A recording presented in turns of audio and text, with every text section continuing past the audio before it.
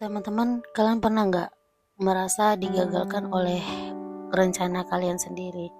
Kalian ngerasa rencana kalian ini adalah rencana yang udah kalian susun bagus-bagus dan kalian ngerasa udah berusaha dan berdoa.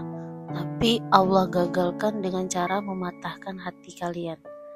Tapi asal teman-teman tahu, Allah tidak mematahkan hati kita, melainkan itu adalah bentuk kasih sayang Allah kepada kita. Dan kalau teman-teman tahu, Allah itu menunjukkan kasih sayangnya itu dengan cara yang unik.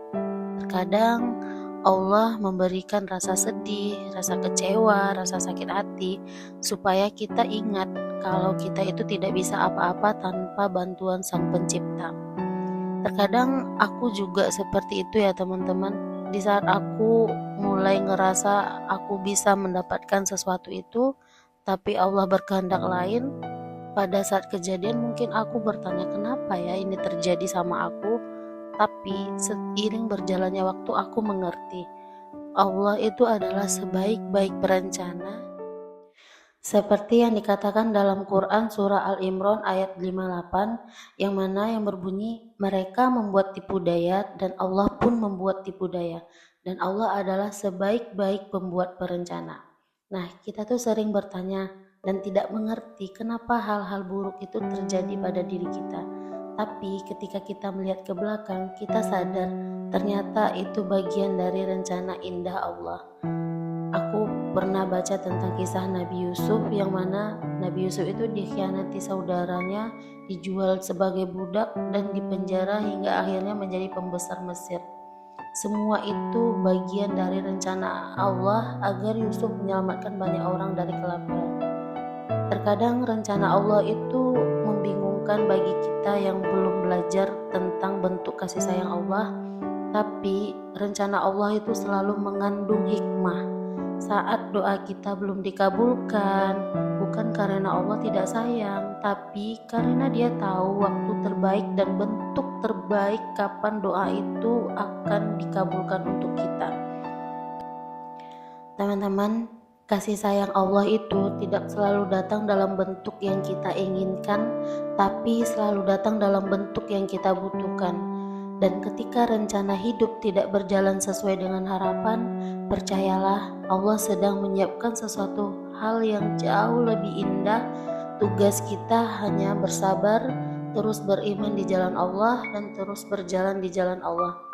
Teman-teman, dari hal yang udah aku pelajari, banyak hal yang udah aku lewatin, aku benar-benar takjub dengan bentuk kasih sayang Allah.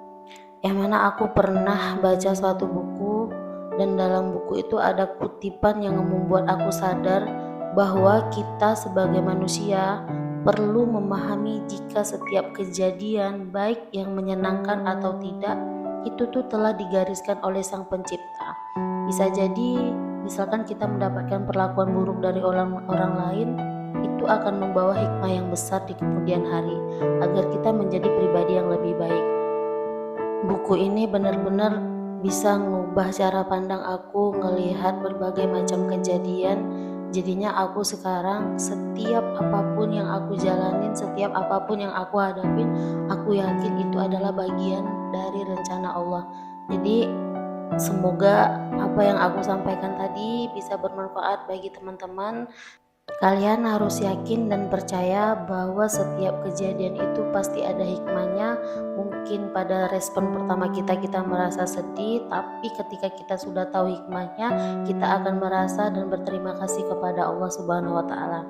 Oke teman-teman, terima kasih udah mendengarkan podcast aku. Semoga ini bermanfaat dan semoga obrolan hari ini bisa kasih kamu insight yang baru. Sampai ketemu di episode berikutnya. Terus belajar, mari terus tumbuh menjadi orang yang yakin bahwa semua yang terjadi dalam kehidupan kita udah digariskan oleh Allah Subhanahu wa taala.